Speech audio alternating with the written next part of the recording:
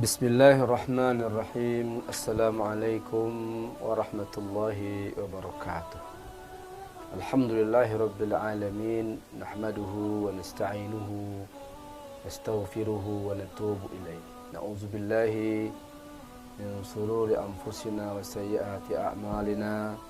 May yahdihillahu fahuwal muhtadi wa may yudlilhu fa ulaika humul khasirun. Asyhadu an la ilaha illallah wahdahu la syarika lah wa asyhadu anna Muhammadan abduhu wa rasuluhu sallallahu alaihi wasallam la nabiyya ba'dah. Kaum muslimin, hamba Allah yang mulia, kita bersyukur pada Allah Subhanahu wa taala. Kita perbanyak kalimat alhamdulillahirabbil alamin. Berangkat dari keyakinan kita bahawa Allah yang menciptakan kita, Allah yang memenuhi kebutuhan kita, Allah yang menjaga kita. Berangkat dari keimanan bahawa semua kejadian, semua peristiwa apapun terjadi kerana Allah izinkan. Dan orang yang beriman sangat yakin bahawa asal dirinya beriman, asal dirinya bertakwa, maka tidak ada kejadian buruk. Yang ada mungkin kejadian yang zahirnya buruk, tapi sejatinya Allah sedang memberikan kebaikan.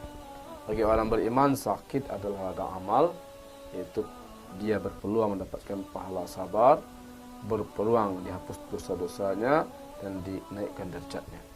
Apapun model musibah, bagi orang beriman, dia yakini dengan keyakinan seperti ini. Ketika ada kehilangan, ketika ada yang luput, ada yang gagal, orang beriman percaya, kenapa hilang? Karena Allah ingin mengganti dengan yang lebih baik.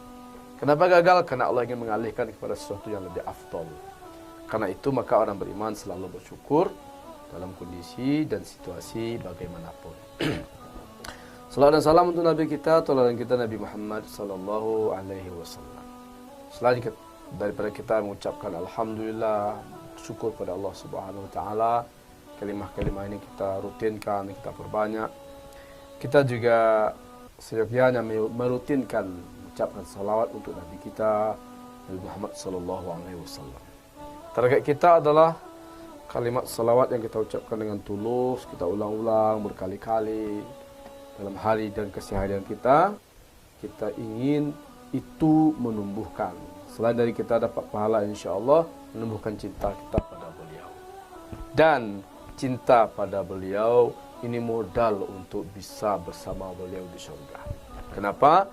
Karena beliau bersabda, al-mar'u ma'a man ahabba. Bahwa nanti seseorang di surga itu akan dikumpulkan bersama orang yang dicintainya. Kalau kita ingin bersama Rasulullah SAW dengan mengandalkan amalan, rasanya jauh, bagaikan langit dan bumi. Pahala dan ibadah beliau, ketaatan beliau, enggak mungkin kita bisa samai. Bagaimana salat-salat wajibnya, bagaimana ibadah-ibadah sunatnya, bagaimana kebaikan hatinya, bagaimana perjuangannya. Sungguh luar biasa apa yang beliau lakukan. Kita apalah, kita siapalah.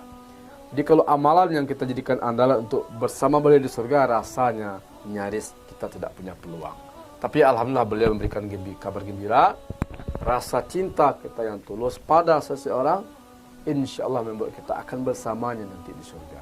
Maka dengan modal mencintai beliau, benar-benar tulus kita mencintai Rasulullah sallallahu alaihi wasallam, insyaallah kita berpeluang seperti yang beliau janjikan untuk nanti bersama beliau di surga.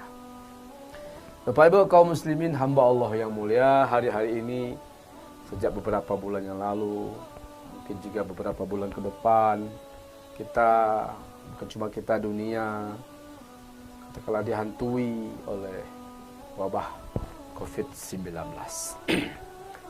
Dihantui oleh was-was seandainya itu menimpa dirinya atau keluarganya atau orang-orang yang dicintainya, sebagaimana sudah menimpa ribuan orang lainnya, dan sebahagian sudah menewaskan juga ribuan jumlahnya. Bukan cuma di negeri kita, tapi di negeri-negeri di belahan dunia lainnya. Hampir tidak ada tempat di mana orang bisa menyatakan dirinya aman, benar-benar 100% aman, tidak berpotensi untuk terkena musibah ini.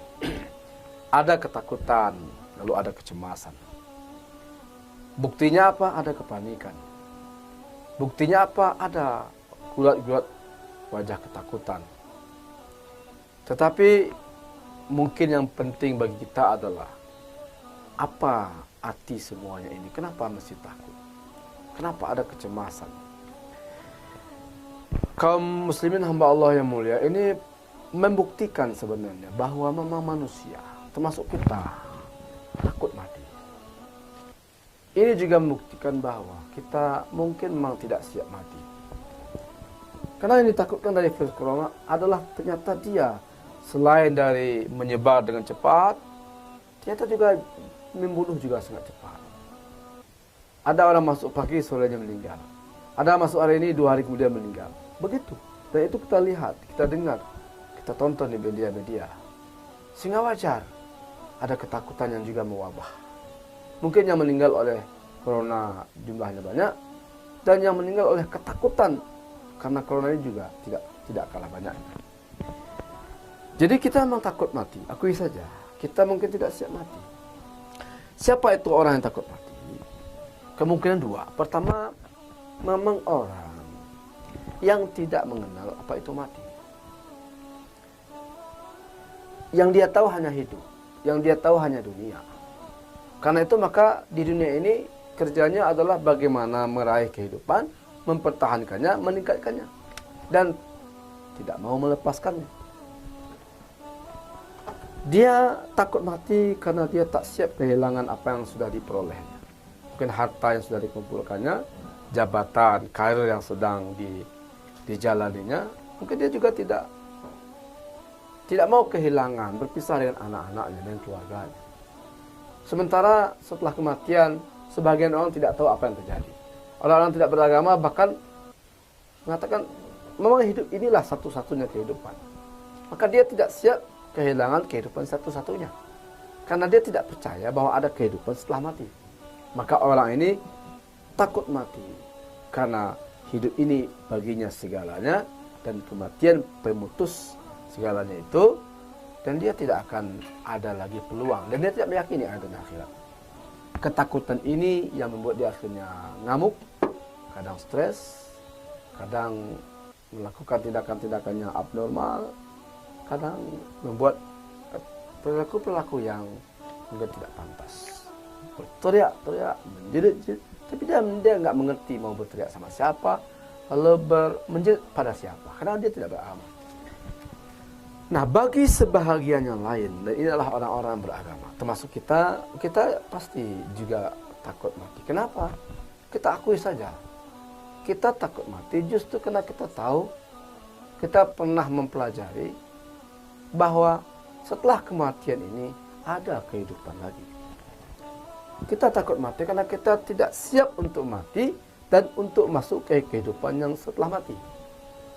Kita belajar bahwa hidup sesudah mati, yaitu di akhirat, itu ditentukan oleh hidup sebelum mati di dunia. Kita mau jadi apa di akhirat, mau mendapatkan apa, mendapatkan berapa, mau tinggal di mana, itu penentuannya adalah sekarang ketika hidup di dunia. Nah, ketika hidup di dunia ini kita tidak gunakan untuk katakanlah melakukan perbuatan-perbuatan dan amal-amal yang berpengaruh pada akhirat kita barangkali menyadari ibadah belum seberapa, ketaatan tidak maksimal, bahkan mungkin dosa-dosa dan maksiatnya banyak. Sehingga kalau kita mati sekarang, kita sadar bahwa nanti akhirat kita terancam. Karena amal kita sedikit, kalau kita mati sekarang berarti di akhirat kita akan menderita. Karena maksiat kita banyak, kalau kita mati sekarang berarti kita tidak berpeluang masuk surga. Itu yang membuat kita takut. Bahwa kita memang belum siap hari ini. Nah, lalu di mana? Di mana perbedaannya? Kalau orang takut mati karena dia tidak ingin kehilangan dunia, maka ini biasanya ketakutan dia tidak membuat dia berubah menjadi lebih baik. Dia hanya teriak, dia hanya stres, lalu berusaha mencari segala obat, segala cara agar dia tidak jadi mati. Kenapa? Dia ingin mempertahankan kehidupannya. Bagi orang yang tidak siap mati karena dia sadar amalnya nggak seberapa. Mungkin dia faham bahwa maksiatnya mungkin sangat banyak. Dan kalau dia mati sekarang, dia sudah membayangkan bagaimana nasibnya nanti di akhirat. Nah, perasaan takut mati dan tidak siap mati seperti ini sebenarnya bagus. Kalau kita sadar kita belum maksimal ibadahnya, dan kalau kita mengakui bahwa maksiat kita ternyata selama ini sangat banyak, belum sempat taubat, sedangkan mati menghantui kita, maka ketakutan akan corona atau kematian oleh corona harusnya membuat kita segera berbenah. Kalau memang merasa ibadah belum seberapa, sekarang saatnya, mumpung kita ditunjukkan oleh fakta-fakta tentang kematian dari hari ke hari, kemarin si A, sebelumnya si B, sebelumnya si C, mungkin besok kita.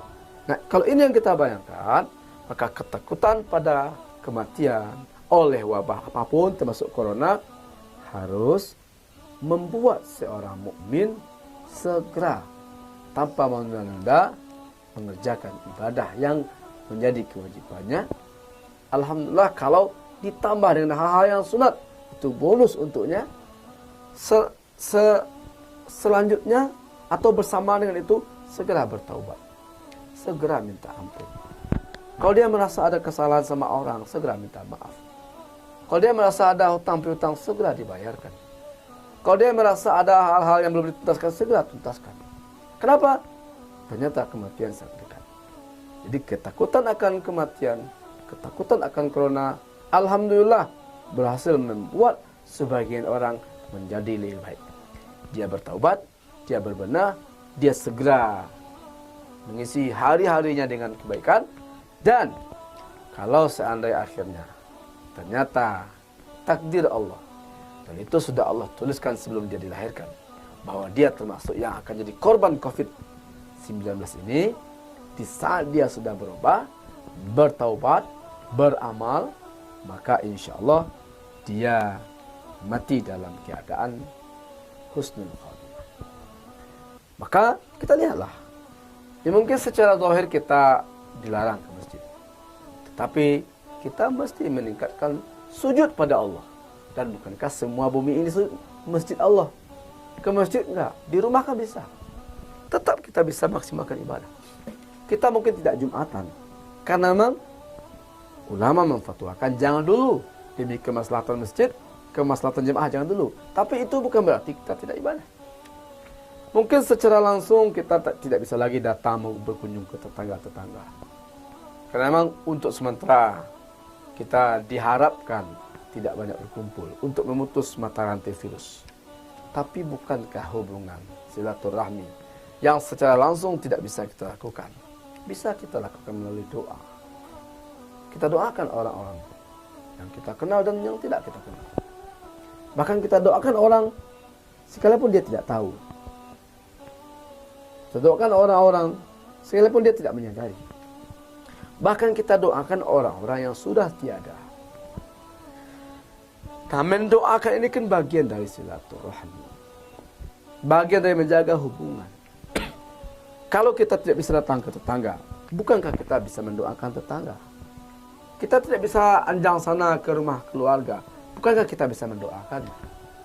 Dan mendoakan orang, apakah saudara kita, keluarga kita, tetangga kita, atau orang-orang yang kita kenal, di saat mereka nggak tahu, atau dinamakan dengan mendoakan inda zahril ghaib, dia nggak tahu, dia nggak menyadari, kita doakan.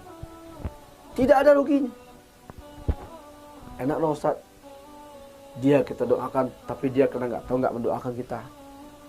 Enak di dia dong, kita mendoakan dia nggak pernah. Jangan begitu. Mukmin harus percaya bahwa dalam sebuah hadis Rasulullah SAW mengatakan, man da'a li akhi inda zahril ghaib. Siapa yang mendoakan saudaranya di saat saudaranya nggak tahu.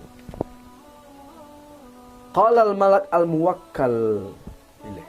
Malaikat yang diutus khusus untuk itu akan berkata, amin. Ya Allah kabulkan doanya, dan untuk dia juga seperti itu. Jadi kalau kita doakan, katakanlah karena kita nggak bisa kemana-mana, kita ada di rumah, nggak bisa kunjungan, nggak bisa salaman, nggak bisa bertatap muka, kita bisa berdoa. Kalau kita doakan, ya Allah tolong selamatkan tetangga saya dari COVID-19. Dia nggak tahu, sehingga dia tidak mendoakan kita. Rugikah kita? Tidak. Karena di saat itulah, di saat kita mendoakan orang yang tidak tahu kita doakan itu, malaikat datang, diutus khusus oleh Allah, mengaminkan doa kita. Amin ya Allah, kabulkan doanya. Dan dia juga. Berarti, kalau kita mendoakan agar saudara kita dihindarkan dari COVID-19, dari virus ini, apa kata malaikat? Kamu juga dihindarkan. Kalau kita mendoakan tetangga atau teman, agar dia diberi rezeki yang melimpah, kesehatan dan sebagainya, kebahagiaan dan keberkahan. Dia nggak tahu, sehingga dia tidak mendoakan kita. Rugikah kita? Tidak. Karena datang malaikat khusus, memang diutus khusus oleh Allah untuk mengaminkan doa kita. Amin. Walaka misluh. Ya Allah, kabulkan doanya, dan untuk dia juga seperti itu. Berarti kita doakan teman kita bahagia, kita juga didoakan oleh malaikat bahagia. Kita doakan teman kita selamat, kita juga didoakan oleh malaikat agar kita selamat. Berarti semakin banyak kita mendoakan, semakin banyak pula malaikat mengaminkan. Kaum muslimin hamba Allah yang mulia, itulah barangkali hikmah di antara hikmah-hikmah yang banyak, bahwa ketakutan akan corona, ketakutan akan kematian, ketidaksiapan akan datangnya ajal ini harus kita kelola untuk membuat kita lebih semangat beribadah, semangat untuk bertaubat, semangat untuk berbuat baik, semangat untuk menyiapkan bekal. Karena setelah kematian, keyakinan kita, iman kita adalah ada kehidupan lagi. Dan kita ingin kehidupan itu bahagia, kuncinya segera beramal. Kita tidak ingin sengsara, kuncinya segera bertaubat. Hadanallahu wa iyyakum ajma'in. Subhanakallahumma wa bihamdika asyhadu an la ilaha illa anta astaghfiruka wa atubu ilaika. Assalamualaikum warahmatullahi wabarakatuh.